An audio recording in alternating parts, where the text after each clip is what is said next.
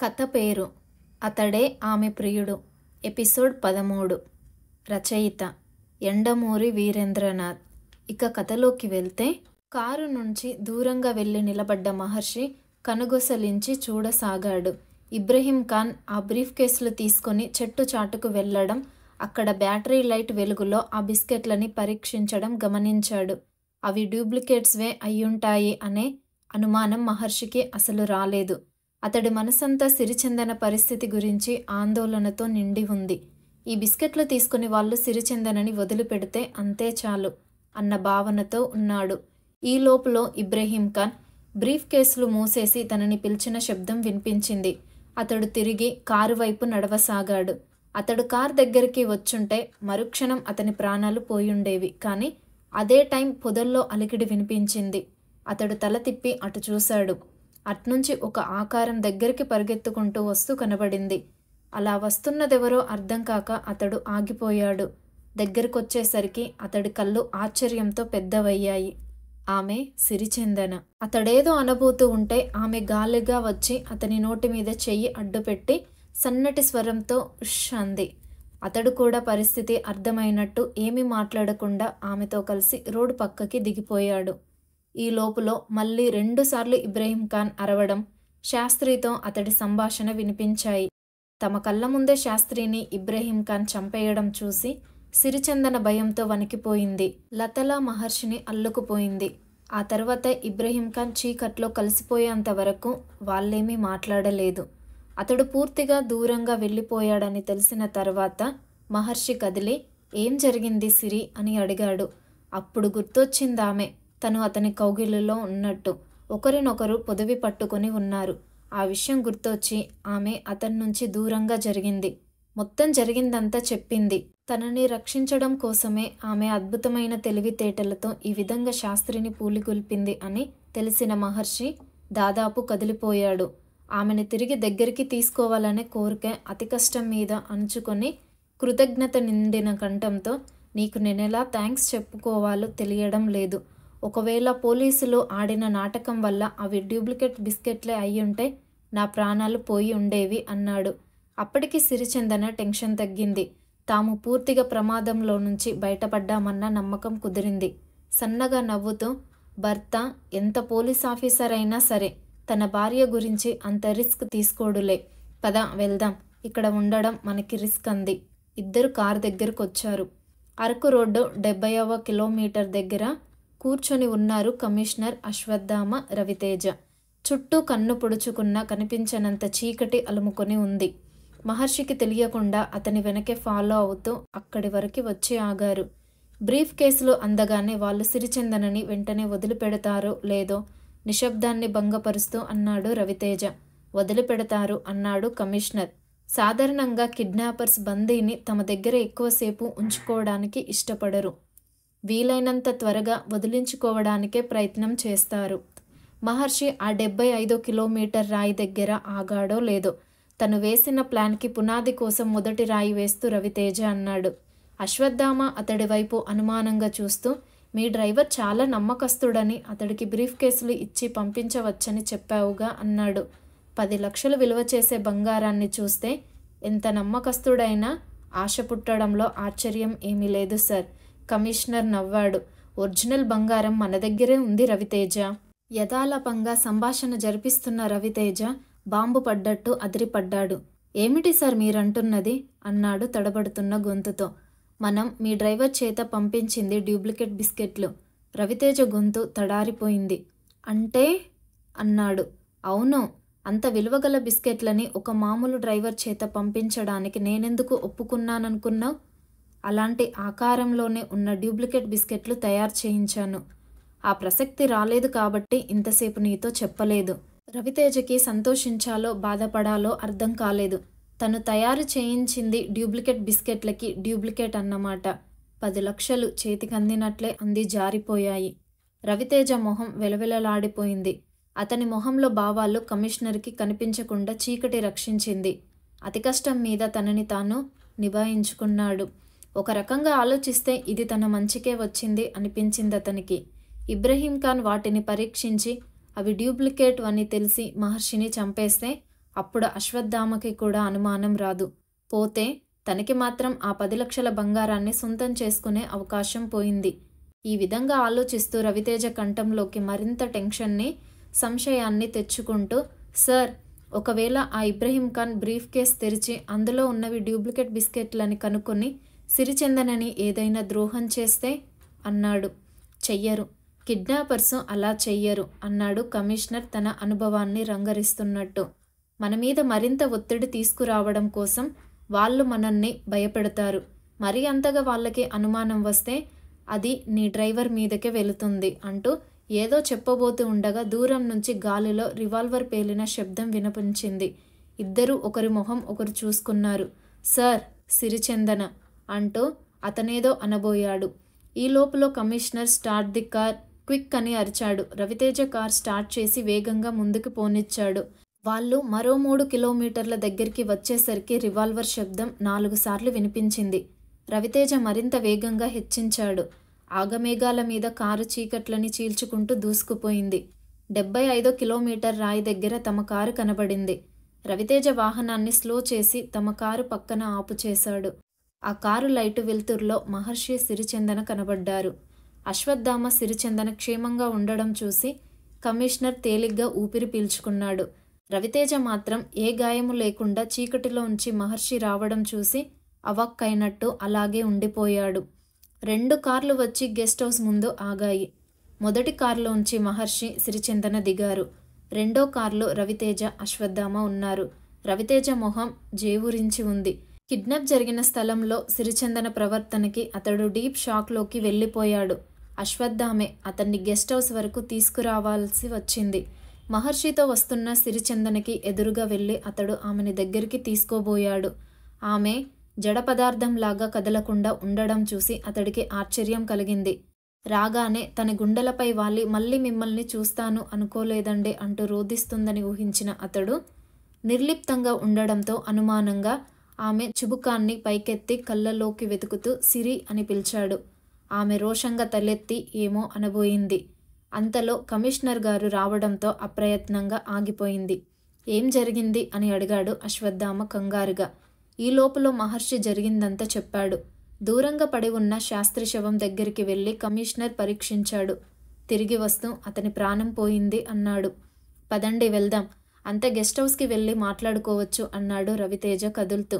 సిరిచందన అతనితో పాటు కారు దగ్గరికి వెళ్లకుండా మహర్షితో, పద, నన్ను గెస్ట్ హౌస్ దగ్గర డ్రాప్ చేద్దువు గాని అంది. బాంబు పడ్డట్టు అదిరిపడ్డాడు రవితేజ. అదేమిటి సిరి, రా మనం వెళ్దాం, అతను కారు తీసుకొని గెస్ట్ హౌస్కి వస్తాడులే అన్నాడు.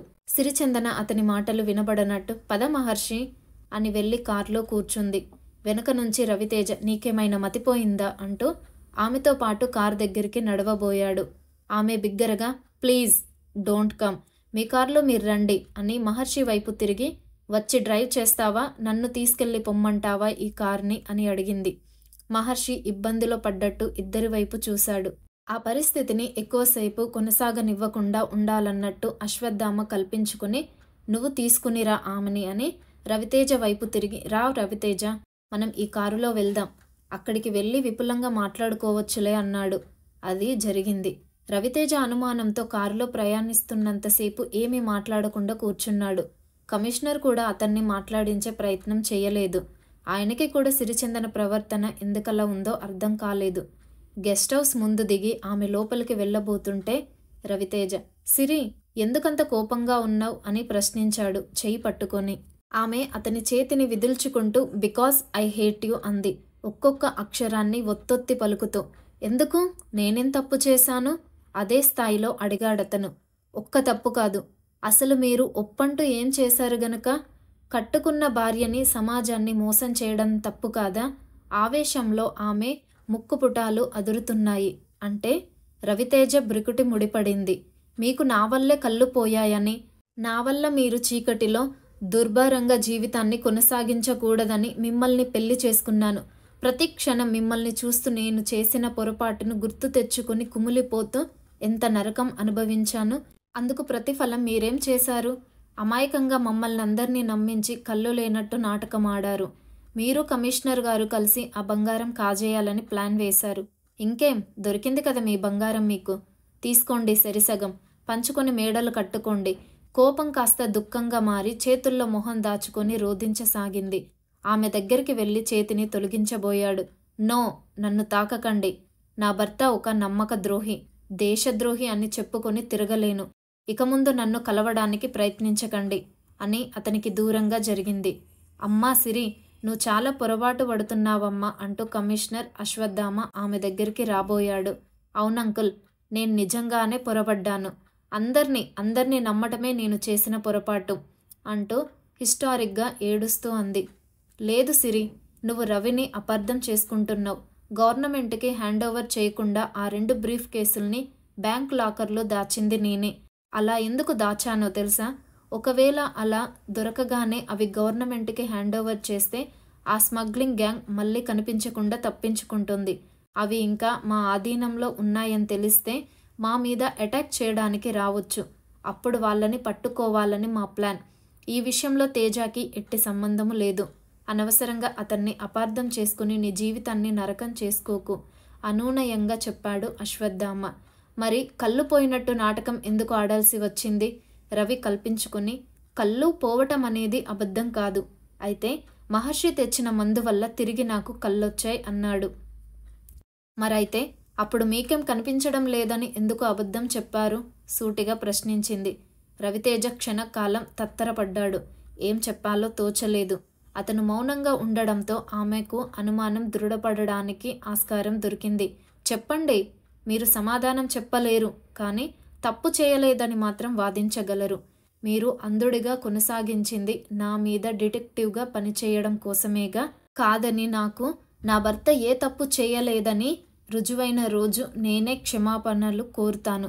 దయచేసి అంతవరకు నన్ను మాట్లాడించే ప్రయత్నం చెయ్యొద్దు అని విసవిస నడుచుకుంటూ లోపలికెళ్ళి బెడ్రూమ్ తలుపు దడేలున వేసుకుంది. రవితేజ కూడా ఆమెతో పాటు వెళ్ళబోతుంటే అశ్వత్థామ అతన్ని ఆపుచేసి, రవి, ఆమెని కొంచెం రిలాక్స్ అవనివ్వు. ఈ పరిస్థితుల్లో నువ్వేం చెప్పినా ఆమెకు అర్థం కాదు. కొంతకాలం వెయిట్ చేయడమే మంచి పద్ధతని నాకు తోస్తోంది అన్నాడు. రవితేజ తన కోపాన్ని, ఉద్వేగాన్ని కంట్రోల్ చేసుకుంటూ, సరే సార్ అన్నాడు. నేను వెళ్తాను. అక్కడ రోడ్డు మీద పడి ఉన్న శవం గురించి ఏర్పాటు చేయాలి అని కమిషనర్ అక్కడి నుంచి వెళ్ళిపోయాడు. అటువంటి పరిస్థితుల్లో రవితేజకి ఇలాంటి పనులు చెప్పడం ఆయనకిష్టం లేకపోయింది. రవితేజ మరో గదిలోకి వెళ్ళి అతడు కూడా తలుపేసుకున్నాడు. కమిషనర్ కార్ స్టార్ట్ అయి వెళ్ళిపోయింది. మహర్షి ఒక్కడే చీకట్లో నిలబడిపోయాడు. అతడి మనసులో కూడా అదే చీకటి అలుముకున్నట్లు అనిపించింది. ఎక్కడ ప్రారంభమైన కథ ఎటు వెళ్తుందో అతనికి అర్థం కాలేదు. అర్ధరాత్రి 12 గంటలకి ఎందుకో మెలకువ వచ్చింది మహర్షికి. అతడు కూడా ఆ రాత్రి గెస్ట్ హౌస్లోనే పడుకున్నాడు. ఆ భార్యాభర్తల ప్రవర్తన చూస్తుంటే ఏదన్నా అఘాయిత్యం జరుగుతుందేమోనని భయం వేసింది. అందువల్ల వాళ్ళిద్దరు చెరో గదిలోకి వెళ్ళి తలుపులు బిగించుకోగానే అతడు అంతకుముందు సారి పడుకున్నట్టే వరండాలో పక్క వేసుకుని నిద్రపోయాడు. తనకెందుకు మెలకు వచ్చిందో అతడికి మొదట అర్థం కాలేదు. గుమ్మం దగ్గరకొచ్చి చూశాడు. 2 గదుల తలుపులు యథాతథంగా బంధించబడి ఉన్నాయి. అతడు తిరిగి పక్క దగ్గరికి నడుస్తుండగా శరీరంలో ఏదో మార్పు. ఒళ్ళు విరుచుకోవాలన్న కోరిక, తలంత బరువుగా అయిపోయింది. బాగా దాహం వేయసాగింది. వాటర్ జగ్లోంచి నీళ్లు వంపుకొని తాగాడు. గ్లాస్ తిరిగి అక్కడ పెట్టేసి వెనక్కి తిరిగిన అతనికి నిలువుటద్దంలో తన మొహం కనిపించేసరికి అప్రయత్నంగా ఉలిక్కిపడ్డాడు. ఆ మొహం ఎవరిది? తనదేనా అనుకుంటూ ఆశ్చర్యంగా అతను అద్దం దగ్గరికి నడిచాడు. శరీరం రంగంతా నీలి రంగులోకి మారిపోయి ముఖమంతా మచ్చలు. అవి భీమన్న నాగకోనలో చూపించిన పాము శరీరంపై ఉన్న మచ్చల్లా అచ్చం అలాగే ఉన్నాయి. అప్రయత్నంగా అతని శరీరం జలధరించింది. అంటే మై గాడ్ అనుకుంటూ అతను కుర్చీలో కూలబడ్డాడు. అంతలో ఎదుటి గది తలుపు తీసిన శబ్దం వినిపించింది. మహర్షి పడుకున్న వరండాలో లైటు వెలుగుతూ ఉండడం చూసి సిరిచందన అటు వస్తూ, ఏమిటి మహర్షి, నీకు నిద్ర పట్టడం లేదా అని అడిగింది. అతను చెప్పున కర్టెన్ మొహానికి అడ్డుగా జరుపుకొని సమాధానం చెప్పలేదు. వెనక్కి వెళ్ళిపోవాలో ముందుకు వెళ్లాలో తెలియని పరిస్థితిలో కంగారుగా అక్కడే ఆగిపోయాడు. ఆమెకి అదే పరిస్థితి ఎదురైంది. అతను కర్టెన్ జరపడం చూసి అనుమానంగా 2 క్షణాలు అక్కడే నించుంది. ఏ శబ్దమూ వినిపించకపోయేసరికి, మహర్షి, నువ్వున్నావా అక్కడ అని అడిగింది. అతను ఊ అన్నాడు క్లుప్తంగా. అతని ఆ ప్రవర్తనకి కారణం అంతకుముందు తను తన భర్తతో ప్రవర్తించిన విధానమేమో అని ఆమెకి అనుమానం వచ్చింది. నీకు తెలియదు మహర్షి, రవితేజ ఆ స్మగ్లర్స్కి ఫోన్ చేసి డూప్లికేట్ బిస్కెట్లు వస్తున్నాయని ముందే చెప్పాడు అంటే అని ఆగిపోయింది. అతని నుంచి సమాధానం లేదు. తను చెప్పింది అతడికి అర్థమైందో లేదో అన్న అనుమానం కలిగింది ఆమెకి. మహర్షి కర్టెన్ వెనకాల ఎందుకు నిల్చుండిపోయాడో అర్థం కాలేదు. ఆమె చప్పున కర్టెన్ తొలగిస్తూ, ఏమిటి మహర్షి అసలు నువ్వు అంటూ ఆగిపోయింది. మహర్షి మొహానికి చెయ్యి అడ్డు పెట్టుకోబోయాడు. కానీ అప్పటికే ఆమె చూడడం, భయంతో గట్టిగా కేకలు పెట్టి స్పృహ తప్పి పడిపోవడం జరిగిపోయింది. అతనికి వెంటనే ఏం చేయాలో పాలుపోలేదు. ఆమె కేక విని ఎవరైనా వస్తారేమోనని భయంతో ఒక్క క్షణం అక్కడే ఆగిపోయాడు. ఈ లోపులో రవితేజ గది తలుపులు తీసుకుని బయటికి రావడం జరిగింది. అతడు చెప్పున వరండాలోకి వెళ్ళిపోయాడు.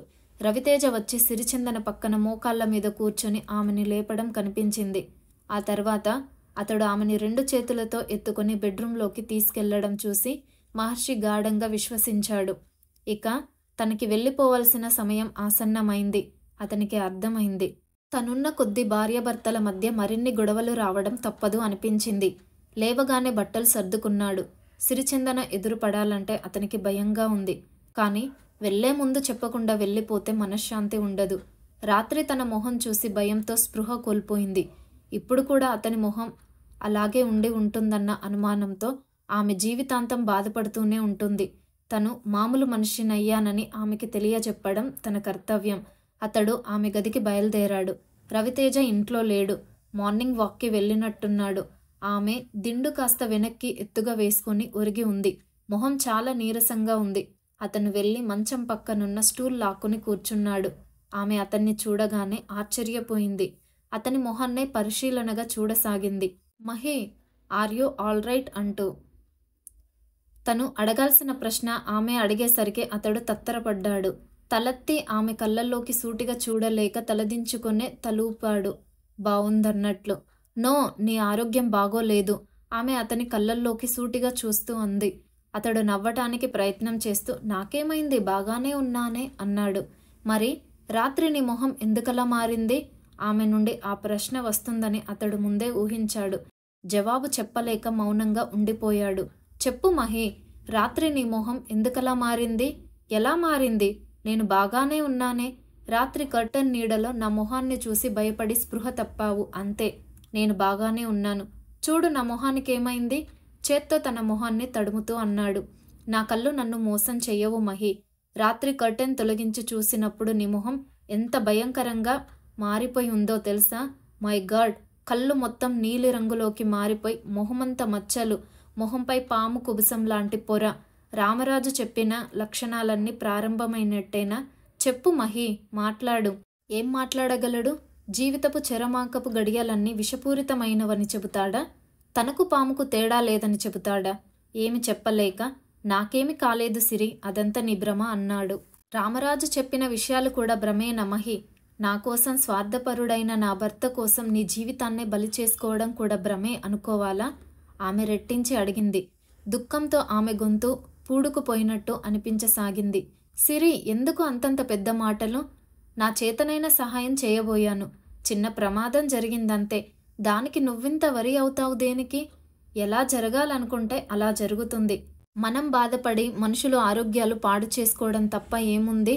అనూనయంగా చెప్పబోయాడు. చిన్న ప్రమాదం, అవును చిన్న ప్రమాదమే కదూ.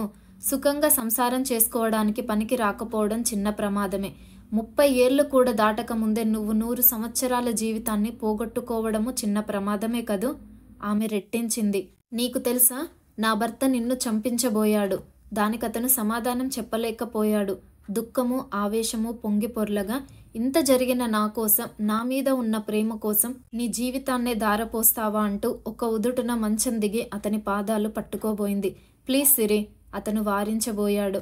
ఆమె వెక్కి వెక్కి ఏడుస్తూ అతని చేతుల్లో వాలిపోయింది. కూర్చున్న అతను చేసేదేం లేక ఆమెను అలాగే పొదివి పట్టుకున్నాడు. మెల్లమెల్లగా ఆమె అతని ఒడిలో ఒదిగిపోయి దుఃఖించసాగింది. సరిగ్గా అప్పుడే రవితేజ ఆ గదిలో అడుగుపెట్టాడు. వారిద్దరినీ ఆ స్థితిలో చూసి అతడు చప్పుడు కాకుండా అక్కడి నుండి వెనక్కు తిరిగి వెళ్ళిపోయాడు.